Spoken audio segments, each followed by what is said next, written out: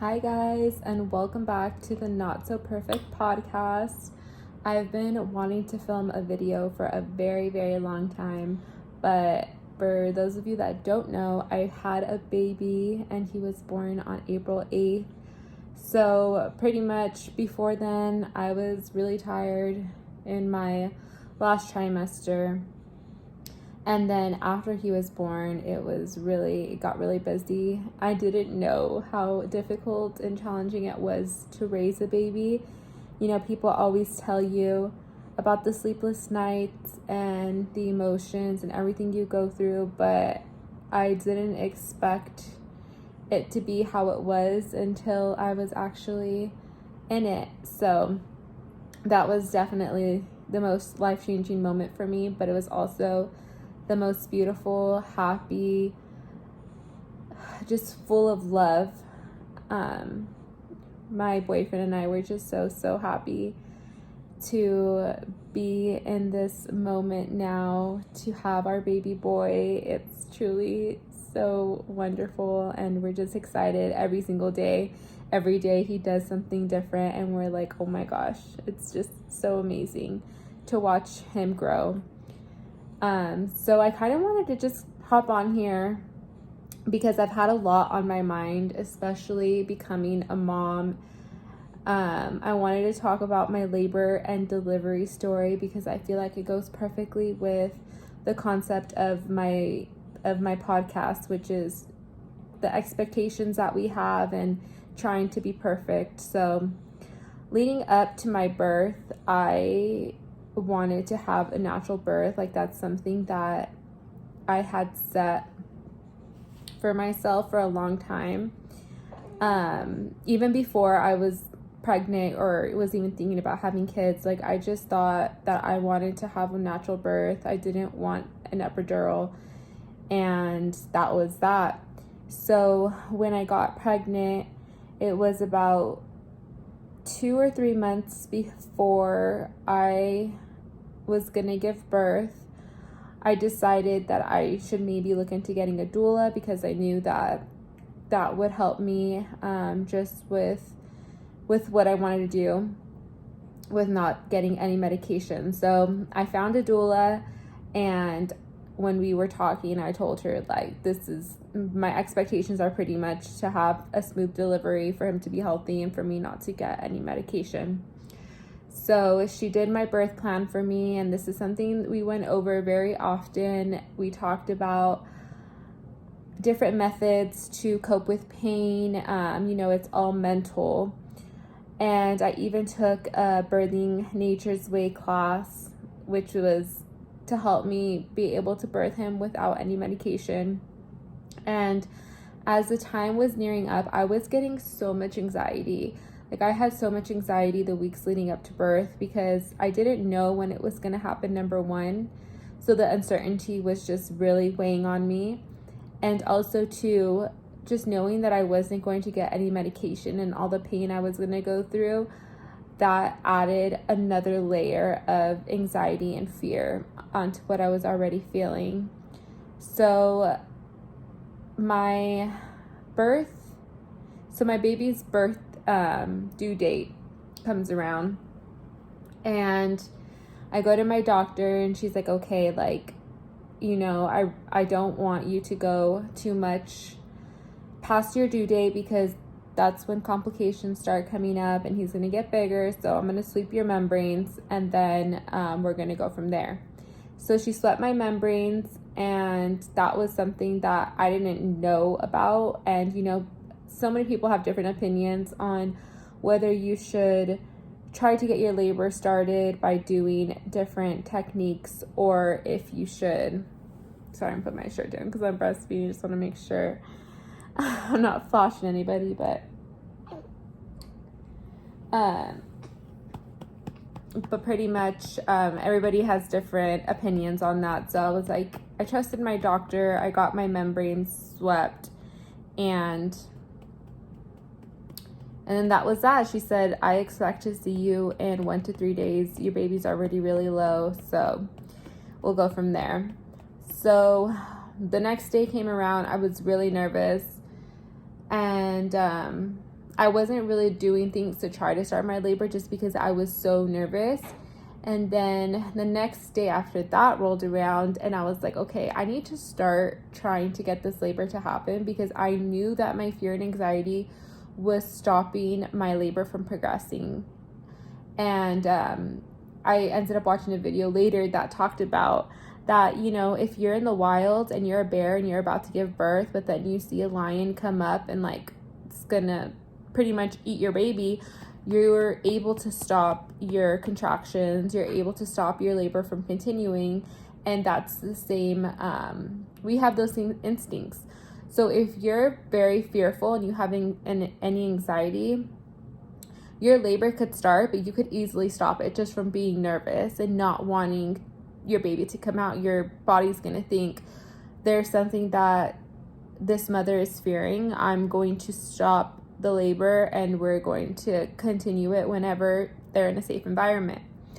So I knew I had to let go of my anxiety. Like, it was just stopping me. I was like, this baby has to come out no matter what. So I need to just let go of what I'm feeling. So I finally let go of what I was feeling, and I was just doing some exercises. You know, I was walking a lot more.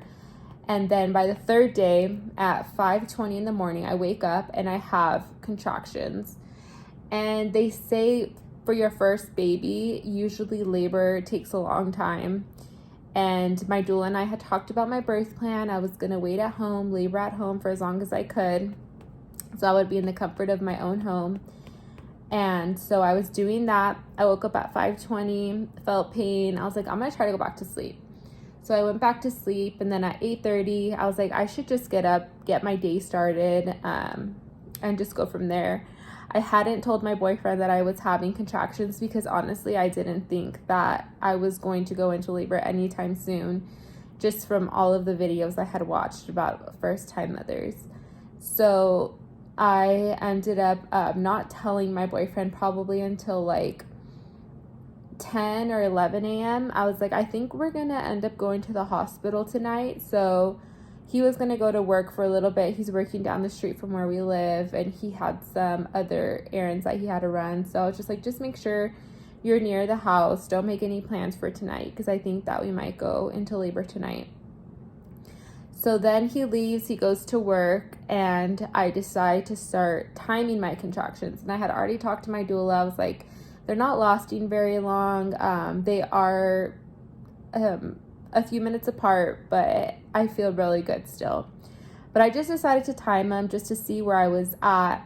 And when I timed them, I realized that they were 5 minutes apart, lasting 60 seconds, and this cycle was happening for an hour. And that's pretty much when it tells when you're supposed to go to the hospital.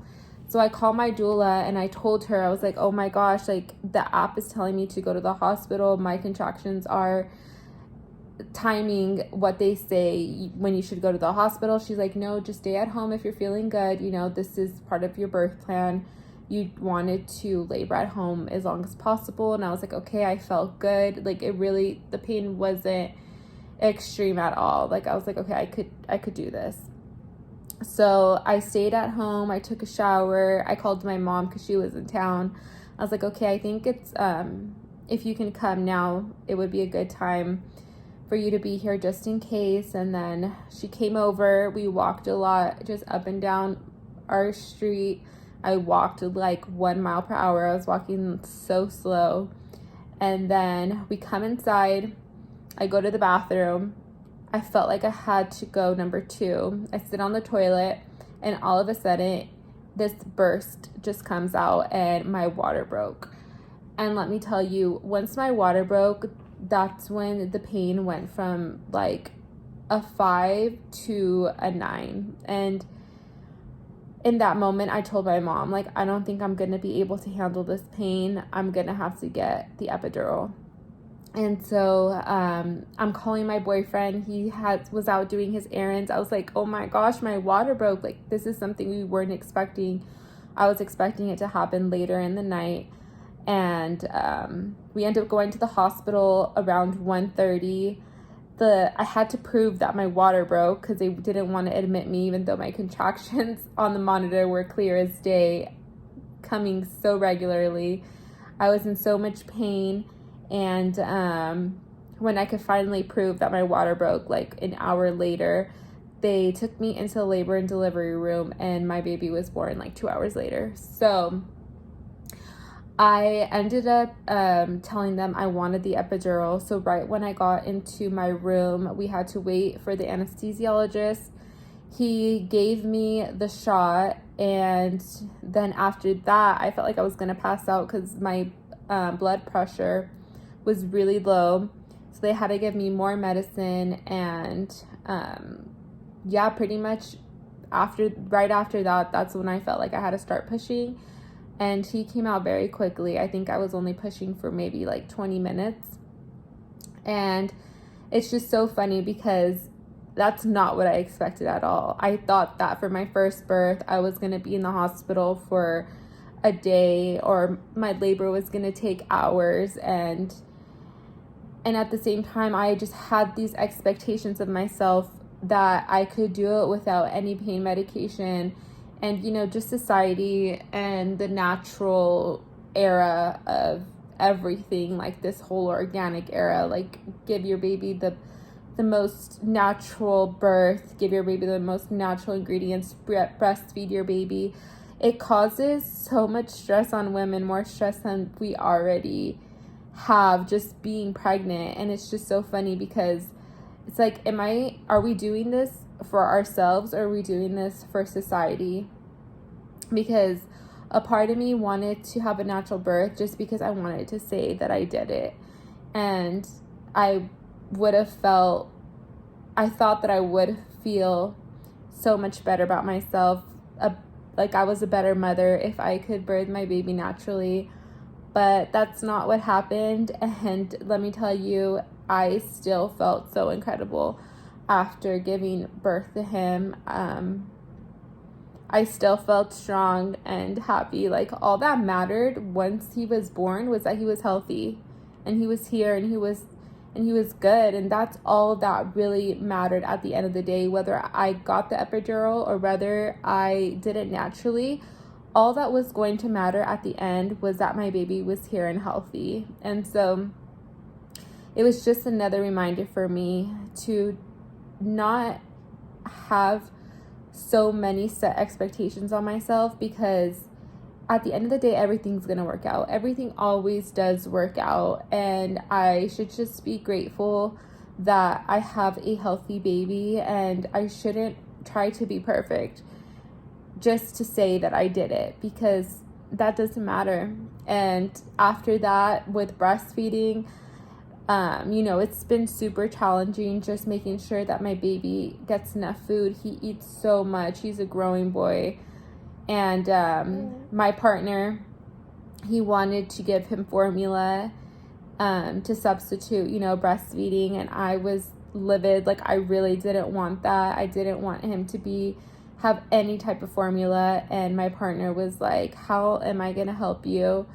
How am I going to help feed him in the night if you don't even have time to pump and I can't give him formula? So I finally had to let that down too, and let him give him formula. And that's been the best decision, honestly, because I have so much help now. When I'm home taking care of him all day, all he takes is breast milk. But then at night, when I'm sleeping, when he wakes up multiple times, I don't have to wake up every single time, because I know that my boyfriend can give him some food. And it's just like, we know that breast is best, and we know that giving our baby breast milk is gonna be healthy for them. But at the same time, a fed baby is the most important thing. Before giving them only breast milk, just remember that if your baby is fed, then that's all that really matters. And so that was another thing that I had to let go of, the expectation of giving my baby only breast milk. But he's doing really good, and I'm just figuring out how to make more milk and all the things that moms go through when having a baby. I'm like definitely right there with all of those moms. So don't feel like you're alone if you're having difficulties, if you're going through pain. But by breastfeeding your baby, those first 2 weeks are really painful, especially on the nipples. But I got a breast shield, which is another thing that they say, don't get a breast shield because of all these different things, opinions people have. But I went to a lactation nurse and she said that it was completely fine, you know, as long as I am still pumping. And yeah, so it's just nice having that support. So however you need to feed your baby, however you need to raise your baby, don't look at society for answers or for the best way, because moms, we know what's best for our babies. And as long as they're taken care of and they're happy and they're loved, then that's all that really matters. And so,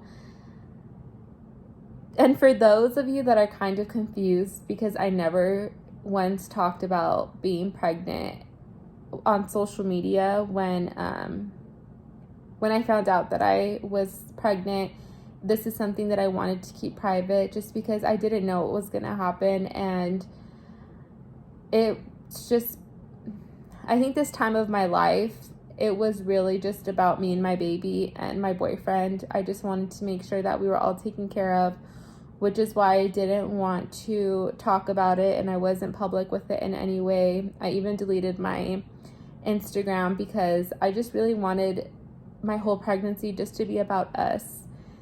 I had never gone through this before in my life, and I wanted to make sure that I was able to take care of myself, and I didn't want anybody's opinions to persuade me or to cause any more anxiety, because I already suffer from just being anxious, and mostly it stems from just wanting to be perfect. And so when people come in, they have their opinions and they make you feel like you're not doing something correct, it just causes unnecessary stress.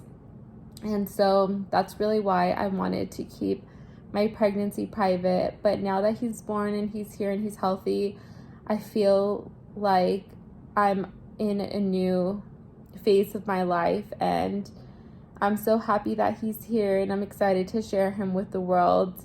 It's definitely still hard to share him, you know, when people come over, like letting people hold him. It is challenging for me because I just want to cuddle him and I just want him all to myself. But I know that that's not why God brought him into this world. He brought him here to be a unique individual, and so many people love him, and I've had so much love and support. My boyfriend and I have been super blessed with all the people who did know I was pregnant, all the people who supported us and who just stepped up to make sure that we were taken care of. We are truly blessed. And so I'm so thankful every day to God for this miracle that he gave to my family, and all the love that this child brings to so many people's lives is incredible. So that's just a little bit about my labor and delivery story, and I just hope that you guys, no matter where you are in life, that you are easy on yourself, you give yourself grace, because life can be challenging, but most of the time we put those challenges and stresses on ourselves, or, you know, family members do. But it's okay, because nobody's living your life, and you have the intuition to live your best life, to take care of yourself, to take care of your family. So as long as you're doing that, then that's all that really matters. So that's all I have for this video. I love you guys so much. I hope that I can film another one soon, but we'll see, because it's just been really busy taking care of this little guy. And maybe one day I'll get to show him to you guys. So that's it. I love you all so much. Bye.